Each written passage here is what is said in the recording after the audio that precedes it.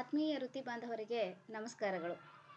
ಈಗಾಗಲೇ ತಾವು 2024-25ನೇ ಸಾಲಿನ ಶೈಕ್ಷಣಿಕ ವರ್ಷಕ್ಕೆ ತಮ್ಮ ಶಾಲೆಯಲ್ಲಿರುವಂತಹ ಎಲ್ಲ ಮಕ್ಕಳಿಗೆ ಪಠ್ಯಪುಸ್ತಕಗಳನ್ನು ವಿತರಣೆ ಮಾಡಿದ್ದೀರಾ.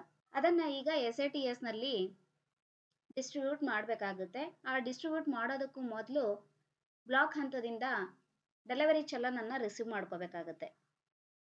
ಆ ಚಲನನ್ನು ಯಾವ ರೀತಿ ರಿಸೀವ್ ಮಾಡ್ಕೋಬೇಕು ಅನ್ನೋದನ್ನು ನಾವು ಈ ವಿಡಿಯೋದಲ್ಲಿ ತಿಳ್ಕೊಳ್ಳೋಣ. ಅದಕ್ಕಾಗಿ SATSಗೆ ಲಾಗಿನ್ ಆಗಿ. ಲಾಗಿನ್ ಆದ ನಂತರ ಈ ರೀತಿ ಹೋಮ್ ಪೇಜ್ ಓಪನ್ ಆಗುತ್ತೆ. ಇಲ್ಲಿ ಟೆಕ್ಸ್ಟ್ ಬುಕ್ ಮ್ಯಾನೇಜ್ಮೆಂಟ್ನಲ್ಲಿ ರಿಸೀವ್ ಡೆಲಿವರಿ ಚಲನ್ ಅಂತ ಇದೆ, ಅದರ ಮೇಲೆ ಕ್ಲಿಕ್ ಮಾಡಿ. ನೋಡಿ, DC ಕಾಣ್ತಾ ಇದೆ. ಅಂದರೆ ಬ್ಲಾಕ್ ಹಂತದಿಂದ DCಯನ್ನು ಜನರೇಟ್ ಮಾಡಲಾಗಿದೆ.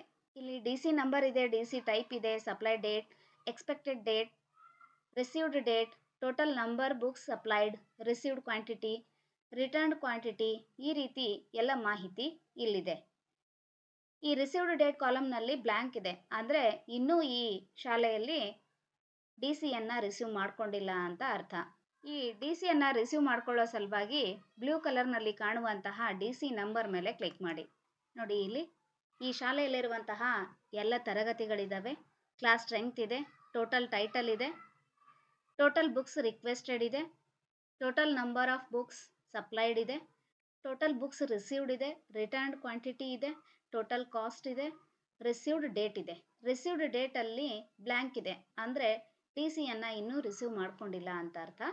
ಈಗ ಕ್ಲಾಸ್ ವೈಸ್ DCಯನ್ನು ರಿಸೀವ್ ಮಾಡಲಿಕ್ಕೆ ಬ್ಲೂ ಕಲರಲ್ಲಿ ಕಾಣುವಂತಹ ಕ್ಲಾಸ್ ಮೇಲೆ ಕ್ಲಿಕ್ ಮಾಡಿ. ರಿಸೀವ್ ಮಾಡಿಕೊಂಡಿರುವಂತಹ ಬುಕ್ಸ್ ಟೈಟಲ್ ಲಿಸ್ಟ್ ಇಲ್ಲಿದೆ. ಅದಕ್ಕೂ ಮೊದಲು ರಿಸೀವ್ಡ್ ಡೇಟನ್ನು ನಾವಿಲ್ಲಿ ಸೆಲೆಕ್ಟ್ ಮಾಡಬೇಕಾಗುತ್ತೆ. ನೀವು ಯಾವತ್ತು ರಿಸೀವ್ ಮಾಡ್ಕೊಂಡಿರ್ತೀರಾ ಆ ಡೇಟನ್ನು ಸೆಲೆಕ್ಟ್ ಮಾಡ್ಕೊಳ್ಳಿ. ಅದಾದ ನಂತರ ಇಲ್ಲಿ total books received in good condition ಅಂತ ಇದೆ, ಅದರಲ್ಲಿ ನೀವು ಎಡಿಟ್ ಮಾಡಲಿಕ್ಕೆ ಅವಕಾಶ ಇದೆ. ಸೊ ಎಷ್ಟು ಬುಕ್ಸ್ಗಳನ್ನು ನೀವು ರಿಸೀವ್ ಮಾಡ್ಕೊಂಡಿದ್ದೀರಾ ಅದನ್ನು ಎಡಿಟ್ ಮಾಡ್ಕೊಳ್ಳಿ. ಸರಿ ಇದ್ದರೆ ಹಾಗೆ ಬಿಡಿ. ಕೊನೆಗೆ ಕೆಳಗಡೆ ಸೇವ್ ಮೇಲೆ ಕ್ಲಿಕ್ ಮಾಡಿ, ಓಕೆ ಮೇಲೆ ಕ್ಲಿಕ್ ಮಾಡಿ, ಇನ್ನೊಂದು ಸಾರಿ ಓಕೆ ಮೇಲೆ ಕ್ಲಿಕ್ ಮಾಡಿ. ನೋಡಿ, ಡಾಟಾ ಅಪ್ಡೇಟೆಡ್ ಸಕ್ಸಸ್ಫುಲಿ ಅಂತ ಬಂದಿದೆ. 1ನೇ ಕ್ಲಾಸ್ ಮುಂದ್ಗಡೆ ರಿಸೀವ್ಡ್ ಡೇಟ್ನಲ್ಲಿ ಡೇಟ್ ಕೂಡ ಬಂದಿದೆ.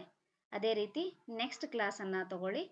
ಹಾಗೆಯೇ ತಮ್ಮ ಶಾಲೆಯಲ್ಲಿರುವಂತಹ ಎಲ್ಲ ತರಗತಿಗಳ DCಯನ್ನು ನೀವು ಜನರೇಟ್ ಮಾಡ್ಕೊಳ್ಳಿ. ಎಲ್ಲ ತರಗತಿಗಳ DCಯನ್ನು ಜನರೇಟ್ ಮಾಡ್ಕೊಂಡ ನಂತರ ಕೆಳಗಡೆ ಜನರೇಟ್ ಚಲನ್ ಮೇಲೆ ಕ್ಲಿಕ್ ಮಾಡಿ. ನೋಡಿ, ಚಲನ್ ಡೌನ್ಲೋಡ್ ಆಗಿದೆ.